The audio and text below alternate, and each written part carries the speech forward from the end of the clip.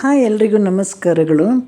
ನೋಡಿ, ಒಂದು ಮಾತಿದೆ, 5 ವಯಸ್ಸಿಗಿಂತ ಮೊದಲು ಮಕ್ಕಳನ್ನು ಶಾಲೆಗೆ ಸೇರಿಸಬಾರ್ದು, ಹಾಗೆ 18 ವಯಸ್ಸಿಗೆ ಮೊದಲು ಹೆಣ್ಣು ಮಕ್ಕಳನ್ನು ಮದುವೆ ಮಾಡಿ ಕೊಡಬಾರ್ದಂತ. ಇದು ಖಂಡಿತವಾಗಿ ಎರಡು ವಿಷಯಗಳು ಕೂಡ ಬಹಳ ಸತ್ಯ. ಯಾಕೆಂದರೆ 5 ವಯಸ್ಸಿಗಿಂತ ಮಕ್ಕಳನ್ನು ಮೊದಲು ಶಾಲೆಗೆ ಹಾಕಿದರೆ ಖಂಡಿತ ಕೊನೆಯವರೆಗೂ ಅವರೆಲ್ಲ ಮಕ್ಕಳಿಗಿಂತ ಒಂದು ಹಿಂದೆ ಇರ್ತಾರೆ ಅಥವಾ ಲಾಸ್ಟ್ ಬೆಂಚವರಾಗಿರ್ತಾರೆ.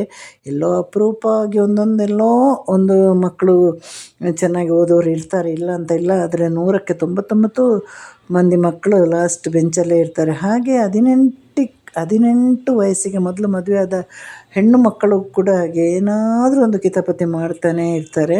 ಯಾಕೆಂದರೆ ಅವರು ಒಂದು ಬಾಲ್ಯ ಕಳೆದು ಯೌವನಕ್ಕೆ ಕಾಲಿಟ್ಟ ಮೇಲೆ ಅವರಿಗೂ ಕೂಡ ಸ್ವಲ್ಪ ಸಮಯ ಕೊಡಬೇಕು. ಯಾಕಂದರೆ ಅದೇ ಆ ವಯಸ್ಸಿನೆಲ್ಲ ಹೆಣ್ಣು ಮಕ್ಕಳ ಜೊತೆ ಬೆರೀಲಿಕ್ಕೆ, ಜೀವನದೆಲ್ಲ ಸತ್ಯಗಳನ್ನು ಅರಿಯಲಿಕ್ಕೆ ಅವರಿಗೂ ಕೂಡ ಸಮಯ ಬೇಕಾಗುತ್ತಲ್ವ.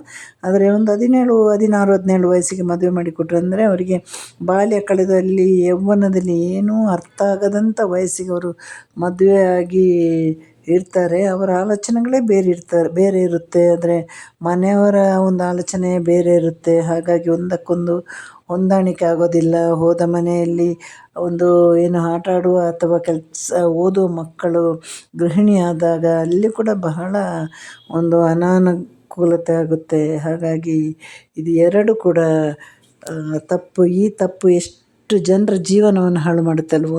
ಯಾರೋ ಒಂದು ಹೆತ್ತ ತಾಯಿ ತಂದೆ ಮಾಡುವ ತಪ್ಪಿಂದಾಗಿ ಎಷ್ಟು ಕುಟುಂಬ ಹೀಗೆ ಹಾಳಾಗ್ತಾ ಹೋಗುತ್ತೆ. ಈಗ ನಾವು ಪವಿತ್ರ ಜಯರಾಮ್ ಅವ್ರನ್ನೇ ತಗೊಳ್ಳೋಣ. ಅವರಿಗೆ ಅತಿ ಬೇಗನೆ ಮದುವೆಯಾಗಿದೆ. ನೋಡಲಿಕ್ಕೆ ಬೇರೆ ತುಂಬ ಚೆನ್ನಾಗಿದ್ದರು. ಹೆಣ್ಣಿಗೆ ಸೌಂದರ್ಯನೇ ಶತ್ರು ಅಂತ ಎಲ್ಲರಿಗೂ ಗೊತ್ತಲ್ವ. ಅವರು ಜೀವನದಲ್ಲಿ ತುಂಬ ಸ್ಟ್ರಗಲ್ ಪಟ್ಟಿದ್ದಾರೆ. ಹಾಗಂತ ನಾನು ಇಲ್ಲಿ ಪವಿತ್ರ ಜಯರಾಮ್ ಅವರಿಗೆ ಖಂಡಿತವಾಗಿ ಸಪೋರ್ಟ್ ಮಾಡ್ತಾ ಇಲ್ಲ. ನನ್ನ ಓಟು ಯಾವಾಗಲೂ ಚಂದ್ರಕಾಂತ್ ಅವರ ಪತ್ನಿ ಶಿಲ್ಪಾ ಅವರಿಗೆ. ಅವರ ಜೀವನದಲ್ಲಿ ಎಷ್ಟು ಪ್ರೀತಿಯಿಂದ ಆಸೆಯಿಂದ ಮದುವೆಯಾಗಿದ್ದಾರೆ. ಅದನ್ನು ಇವರ ಇಬ್ಬರ ಒಂದು ಪ್ರಣಯದಲ್ಲಿ ಆ ಮದುವೆ ಕೂಡ ಮೊಟಕುಗೊಂಡಿತ್ತು. ಅವರಿಗೆ ಒಳ್ಳೆಯ ಒಂದು ಜೀವನ ಕೂಡ ಇವರಿಂದಾಗಿ ಸಿಕ್ಕೇ ಇಲ್ಲ. ಆದರೆ ಇಲ್ಲಿ ಈಗ ಪವಿತ್ರ ಜಯರಾಮ್ ಅವರ ವಿಷಯಕ್ಕೆ ಬಂದಾಗ ಅವರಿಗೆ ಶಾಲೆಯಲ್ಲಿ ಓದಲಿಕ್ಕೆ ಅಷ್ಟೊಂದು ಆಸಕ್ತಿ ಇರಲಿಲ್ಲ. ಅವರ ಆಸಕ್ತಿ ಎಲ್ಲ ಈ ಒಂದು ಟಿ ವಿ ಧಾರಾವಾಹಿ, ಸಿನಿಮಾ, ನಾಟಕ, ಡ್ಯಾನ್ಸ್ ಇದರ ಮೇಲೆ ಇತ್ತು. ಇದನ್ನು ಮನೆಯವರಿಗೆ ಅರ್ಥ ಮಾಡಲಿಕ್ಕೆ ಆಗಲಿಲ್ಲ. ಅವರು SLC ಮುಗಿಯಾದರು. ನಂತರದಲ್ಲಿ ಅವರಿಗೆ ಏನು SLC ಫೇಲ್ ಆದಮೇಲೆ ಅವರಿಗೆ ಮುಂದೆ ಓದುವ ಆಸಕ್ತಿನೂ ಇರಲಿಲ್ಲ. ಹೇಗಾದರೂ ಮಾಡಿ ನಾನು ಸಿನಿಮಾಕ್ಕೆ ಸೇರಬೇಕನ್ನೋ ಆಸೆ ಇತ್ತು. ಮತ್ತೆ ಕಟ್ಕೊಂಡು ಕಾಲೇಜಿಗೆ ಹೋಗು, ಪರೀಕ್ಷೆ ಕಟ್ಟಿ ಕಾಲೇಜಿಗೆ ಹೋಗು ಅಂದರು. ಇವರು ಕೇಳಲಿಕ್ಕೆ ಕೂಡ ರೆಡಿ ಇರಲಿಲ್ಲ. ಹಾಗಾಗಿ ಇವರನ್ನು ಸ್ವಂತದವರಿಗೆ ಮದುವೆ ಮಾಡಿಸಿಕೊಡ್ತಾರೆ. ಅಲ್ಲಿ ನೋಡಿ ಅವರಿಗೆ ನಿಜವಾಗ್ಲೂ ಅವರ ಆಸೆನೇ ಬೇರೆ ಆಗಿರುತ್ತೆ, ಕನಸೇ ಬೇರೆ ಆಗಿರುತ್ತೆ.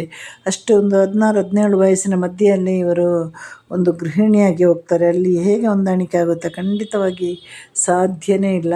ಯಾಕಂದರೆ ಅವರಿಗೆ ಅವರ ಮೇಲೆ ಒಂದು ನಂಬಿಕೆ ಇತ್ತು. ಖಂಡಿತವಾಗಿ ನನ್ನನ್ನು ಧಾರಾವಾಹಿಗೆ ತಗೊಳ್ಬೋದು, ಸಿನಿಮಾಕ್ಕೆ ತಗೊಳ್ಬೋದು, ನನ್ನ ಹತ್ರ ಟ್ಯಾಲೆಂಟ್ ಇದೆ, ಅದಲ್ಲದೆ ನಾನು ನೋಡಲಿಕ್ಕೆ ಬಹಳ ಚೆನ್ನಾಗಿದೆ ಅನ್ನೋ ಒಂದು ಆಸೆ, ಕನಸು ಎಲ್ಲವೂ ಇವರಲ್ಲಿತ್ತು. ಆದರೆ ಇವರಲ್ಲಿ ಸ್ವಂತದವ್ರನ್ನ ಮದುವೆ ಆದಮೇಲೆ ಅವರಲ್ಲಿ ಆ ಹಳ್ಳಿಯಲ್ಲಿ ಇರಲಿಕ್ಕೆ ಇಷ್ಟಪಡಲಿಲ್ಲ. ಯಾಕಂದರೆ ಇವರ ಕುಟುಂಬ ಬಹಳ ಬಡತನದ ಕುಟುಂಬ. ಅಲ್ಲಿ ಅವರು ಇರಲಿಕ್ಕೆ ಇಷ್ಟಪಡಲಿಲ್ಲ. ಬೆಂಗಳೂರಿಗೆ ಬರೋಣ, ಅವರ ಆಸೆ ಎಲ್ಲ ಸೀರಿಯಲ್ ಮೇಲೆ ಇತ್ತು. ಆದರೆ ಗಂಡ ಕೇಳಲಿಲ್ಲ. ಅವರಿಗೆ ಅಲ್ಲಿ ಹೊಲ ಗದ್ದೆ ಎಲ್ಲ ಇರುವ ಕಾರಣ ಅವರಿಗೆ ಅದನ್ನು ಬಿಟ್ಟು ಬರಲಿಕ್ಕಾಗಿಲ್ಲ. ಅದರ ನಡುವೆ ಈ ಒಂದು ಎಲ್ಲ ತೊಂದರೆಗಳ ನಡುವೆ ಇವರಿಗೆ 1-2 ಮಕ್ಕಳು ಆಗುತ್ತೆ, ಒಂದು ಹೆಣ್ಣು ಒಂದು ಗಂಡು. ನಂತರ ಅಲ್ಲಿ ಆ ಮಕ್ಕಳನ್ನು ಇವರ ತಾಯಿ ಮನೆಯಲ್ಲಿ ಬಿಟ್ಟು ಅವರು ನೇರ ಬೆಂಗಳೂರಿಗೆ ಬಂದಿರ್ತಾರೆ. ಗಂಡ ಬರೋದಿಲ್ಲ. ಕಾದು ಗಂಡ ಬೇರೆ ಮದುವೆ ಕೂಡ ಆಗ್ತಾರೆ. ನಂತರ ಅಲ್ಲಿ ಇವರು ಮತ್ತು ಟಿ ವಿ ಧಾರಾವಾಹಿ ಮತ್ತು ಸಿನಿಮಾದ ಸಣ್ಣ ಪುಟ್ಟ ಪಾತ್ರಗಳಿಗಾಗಿ ಅಲೆದಾಡ್ತಾರೆ. ಇಲ್ಲಿ ಯಾವುದೂ ಅವರಿಗೆ ಸಿಗೋದಿಲ್ಲ. ಕೊನೆಗೆ ಅವರು ಸೇಲ್ಸ್ಗಲ್ಲಾಗಿ ಸಣ್ಣ ಪುಟ್ಟ ಕೆಲಸ ಮಾಡಿಕೊಂಡು PGಯಲ್ಲಿ ಇದ್ದುಕೊಂಡು ಹೇಗೋ ಬದುಕಲಿಕ್ಕೆ ನೋಡ್ತಾರೆ. ಆದರೆ ನಂತರದಲ್ಲಿ ಅವರು ಈ ಒಂದು ಅವರ ಫೋಟೋವನ್ನೆಲ್ಲ ಪೇಪರಲ್ಲಿ, ಮ್ಯಾಗಝಿನೆಲ್ಲ ಹಾಕಿ ಟ್ರೈ ಮಾಡ್ತಾರೆ.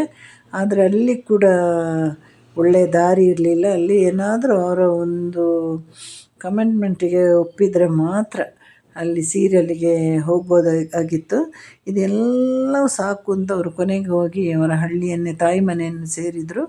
ಅಲ್ಲಿ ಗಂಡನನ್ನು ಅದಾಗಲೇ ಬಿಟ್ಟು, ಗಂಡ ಬೇರೆ ಮದುವೆನೂ ಕೂಡ ಆಗಿತ್ತು.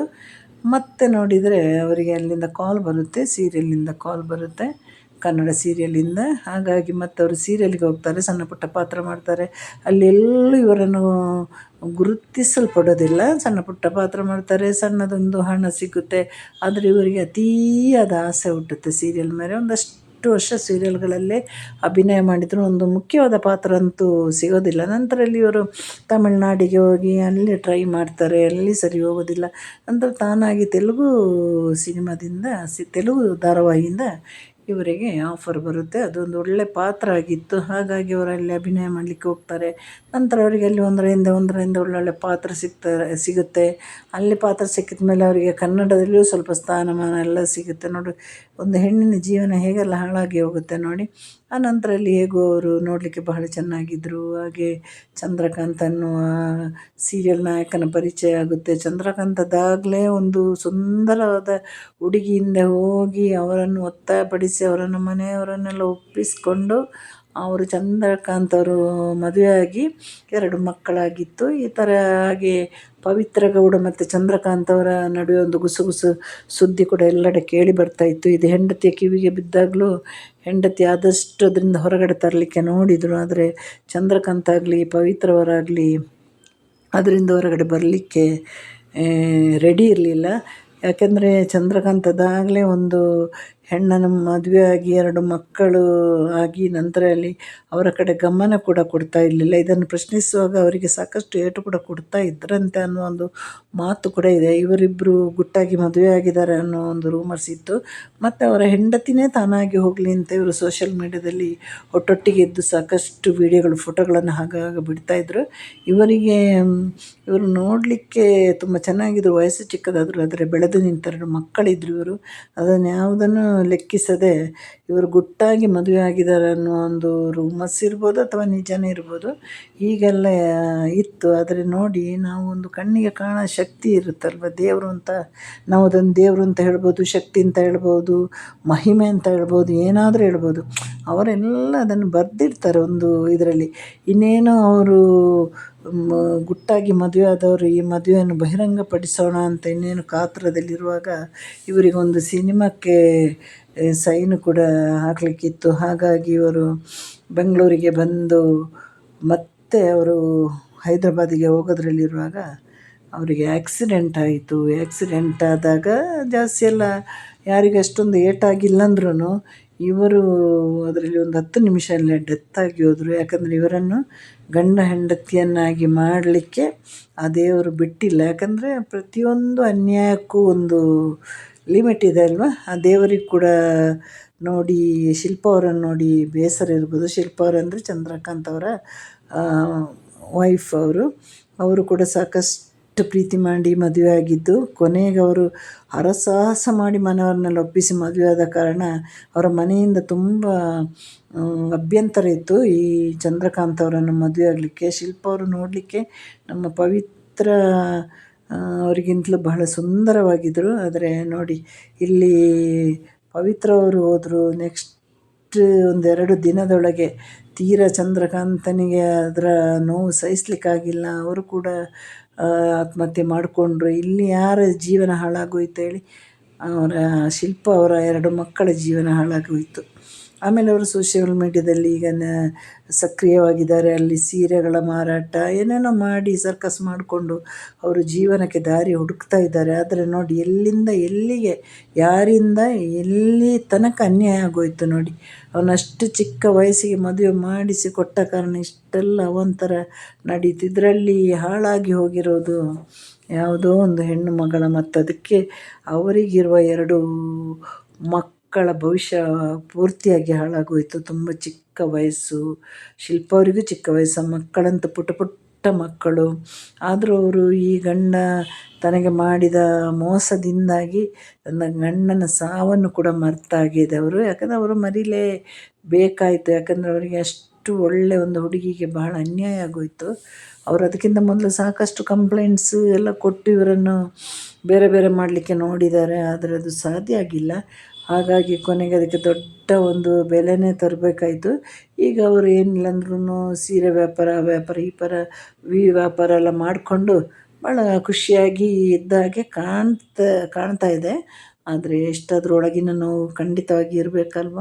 ಆ 2 ಮಕ್ಕಳನ್ನು ಬೆಳೆಸಿ ದೊಡ್ಡದು ಮಾಡಲಿಕ್ಕೆ ಭಾಳಷ್ಟು ಕಷ್ಟ ಇದೆ ನೋಡಿ. ಇವರು ಮಾಡಿದ ತಾವು ಹೆಣದ ಬಲೆಗೆ ತಾವೇ ಬಿದ್ದು ತಮ್ಮ ಜೀವನವನ್ನು ಅಂತ್ಯ ಮಾಡಿದರು. ಆದರೆ ತಪ್ಪು ಮಾಡಿ ಪೂಜೆ ಮಾಡಿದ ತಕ್ಷಣ ನಮ್ಮ ಜೀವನದಲ್ಲಿ ಎಲ್ಲವೂ ಸರಿಯಾಗುತ್ತೆ ಅಂದರೆ ಅದು ಖಂಡಿತವಾಗಿ ತಪ್ಪು. ಇವರಿಗೆ ಸಮಯಕ್ಕೆ ಸರಿಯಾಗಿ ದೇವರು ಶಿಕ್ಷೆ ಕೊಟ್ಟಿದ್ದಾರೆ. ಆದರೆ ಅದು ಒಂದೊಂದು ಸಲ ಪವಿತ್ರವರನ್ನು ಪಾಪ ಅನ್ನಿಸುತ್ತೆ. ಯಾಕಂದರೆ ಅಲ್ಲಿ ಅವರ ಬದುಕಿನ ಒಂದು ದಾರಿ ಎಲ್ಲಿ ಅವ್ರದ್ದು ತಿರುವು ಪಡೆದಿದೆ ಅಂದರೆ ಅವರಿಗೆ ಆಗಿರೋ ಮದುವೆ, ಬೇಗ ಆಗಿರೋ ಮಕ್ಕಳು, ಅವರಿಗೆ ಓದಲಿಕ್ಕೆ ಸಾಧ್ಯವಾಗದ್ದು, ಸೀರಿಯಲಲ್ಲಿ ಅವಕಾಶ ಸಿಕ್ಕದ್ದು, ಅವರ ಆಸೆ ಕನಸುಗಳಿಗೆಲ್ಲ ಅದು ಈಡೇರುವಾಗ 10-12 ವರ್ಷ ಮೇಲೆ ಆಗಿದೆ. ಹಾಗಾಗಿ ಅವರ ಜೀವನ ಕೂಡ ಇದರಿಂದ ಹಾಳಾಗೋಯಿತು ನೋಡಿ.